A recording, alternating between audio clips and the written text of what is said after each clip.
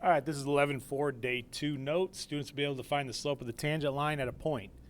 F of x is x squared plus 2 at negative 1, 3.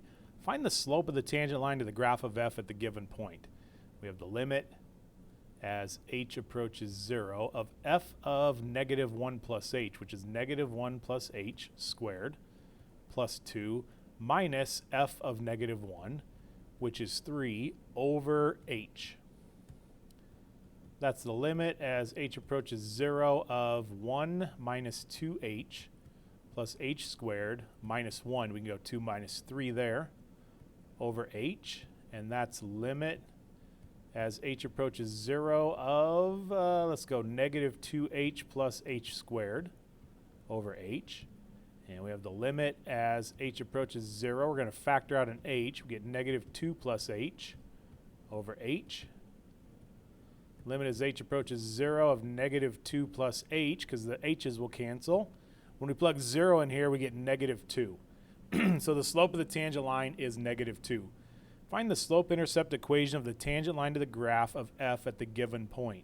Well, the point's negative 1, 3, and the slope excuse me, is negative 2. So we have y minus 3 is equal to negative 2 times x plus 1. And let's distribute the negative 2 through, negative 2x minus 2, and then add 3, negative 2x plus 1. F of x is x squared minus 3x, x is 1, x is negative 1. Find the derivative of f at x, that is, find f prime of x, which means derivative. We have the limit as h approaches 0 of x plus h squared minus 3 times x plus h. Ooh, starting to lag. Minus f of x, which is x squared minus 3x, and that's going to be all over h. Well, we have some algebra to do. Limit as h approaches 0 of x squared plus 2xh plus h squared minus 3x minus 3h minus x squared minus 3x. And that's all over h. Limit as h approaches 0 of x squared and x squared cancel out. Oh, this is a minus a negative. That's plus 3x. I know that because that wouldn't have canceled out. So we have 2xh plus h squared minus 3h all over h. And we can divide, we can cancel out some h's here. So 2x plus h minus 3. So the derivative is 2x minus 3, which gives us the slope of the tangent line anywhere we want now. So it says find the slope of the tangent line to the graph of f at each of the two values of x given to the right of the function. So for x equals 1, we have 2 times 1 minus 3. We're going to plug 1 in to the derivative. So 2 minus 3, the slope of the tangent line is negative 1. For x equals negative 1, we have 2 times negative 1 minus 3.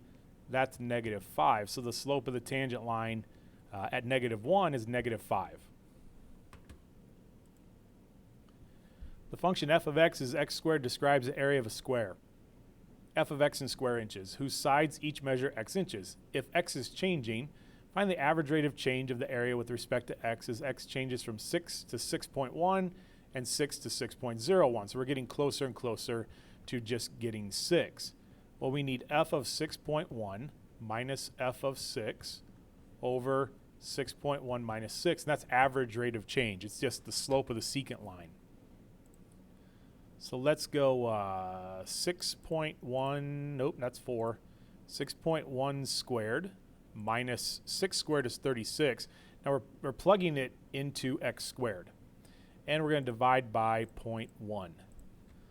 0.1. Oh, no, I messed that up. All right, let's try it again. 6.1 squared minus, let's make sure we hit the minus this time, minus 36. And we're going to divide by 0.1. So 12.1. 12.1 is the slope of the secant line. Now f of 6.01 minus 36, which is f of 6, over 0.01 when we do the difference, when we subtract the x's. let's get this. 6.01 squared. And then we'll go minus 36 and divide by 0.01.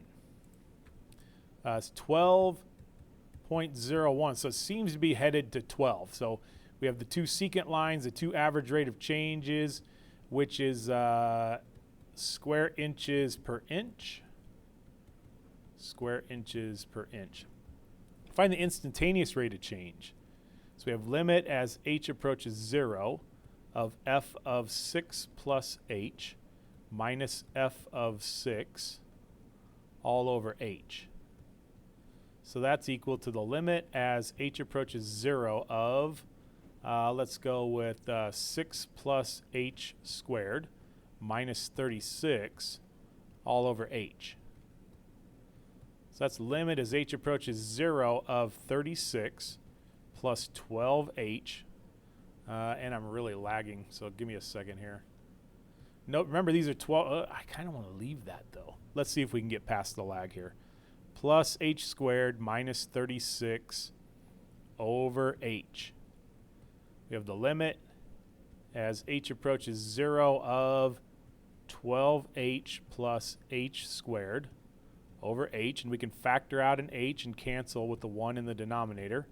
We end up with 12 plus h, and then when you plug the 0 in, you can see that we get an answer of 12. And that's kind of what we expected, because when we were fairly far away, it was 12.1. When we got pretty close, only 0.01 away, it was 12.01. That's what the slope of the secant line is. Well, it turns out the slope of the tangent line is 12. Well, that's the value that the slope was approaching as we got closer and closer to the x value.